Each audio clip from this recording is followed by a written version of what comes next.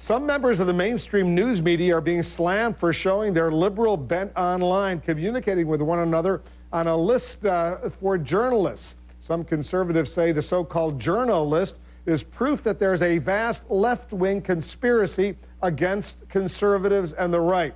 Howard Kurtz of CNN's Reliable Sources wrote about the Journalist in his column in the Washington Post today. I want to bring him in. Howie, thanks very much for joining us. First of all, we've been obsessed sort of this week watching this story unfold, but most of our viewers have no idea about this Journolist. Tell them what it is. Well, it was 400 people who thought they were communicating with each other off the record. These were leaked to Tucker Carlson's Daily Caller website. And most of the people on the list and the people who are making the most partisan comments that are stirring some controversy now, Wolf, are what I would call out-of-the-closet liberals. They were left-leaning bloggers and commentators who were acting like liberals, but at times it seems like they were coordinating almost talking points to go after John McCain, Sarah Palin, and other Republicans. Because Fred Barnes, the editor of the Weekly Standard, he wrote a piece in the Wall Street Journal, and among other things, he said this.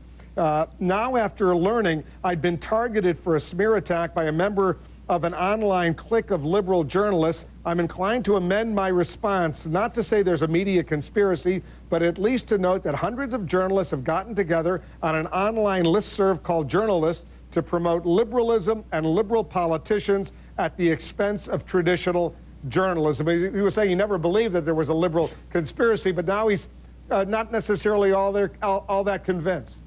Well, again, most of these are not news reporters, but Fred Barnes has a reason to be ticked off because in one of the most offensive messages by a liberal writer named Spencer Ackerman in defending Barack Obama during that Jeremiah Wright controversy in the campaign, he says, well, let's just pick a conservative, I don't know, Fred Barnes, Karl Rove, who cares, and call them racist. In other words, no evidence in an effort to get them to back off on the Jeremiah Wright matter. And so when they talk about we on the list ought to do this or that, they sound, in some instances, like political strategists who are trying to drive a message, and that's why this has kicked up quite a fuss here within the Beltway. There have always been advocates writing these kinds of pamphlets or whatever, trying to make their points because they deeply believe in what they believe in. But journalists are supposed to stay away from that, yet there were mainstream journalists who were part of this, what the right now sees as something that the journalists should not necessarily be part of. The difference, in other words, between journalists and liberal bloggers is significant.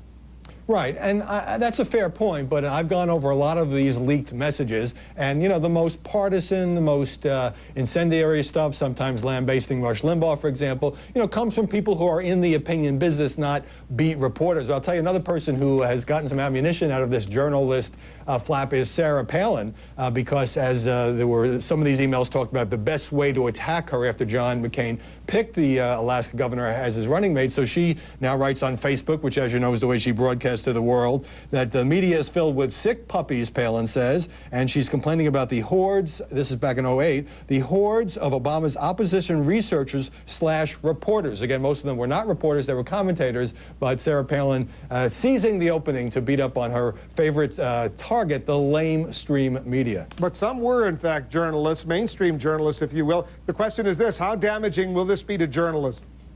It certainly doesn't help the reputation for people out there who already think that journalists lean to the left. The people who defend this, the founder of it is a guy named Ezra Klein, who's now a blogger at the Washington Post, say, look, you can go through these things, and we were talking to each other and debating and having these debates, but very hard to point to any instance where we all then went out and wrote the same thing as a result. So if it was a vast left-wing conspiracy, it wasn't a very effective one, Wolf. Howard's going to have a lot more on this coming up on Reliable Sources Sunday morning, 11 a.m. He's got, in fact, a lot to discuss this Sunday morning, including what happened to Shirley Sherrod. All right, that's 11 a.m. Reliable Sources Sunday morning.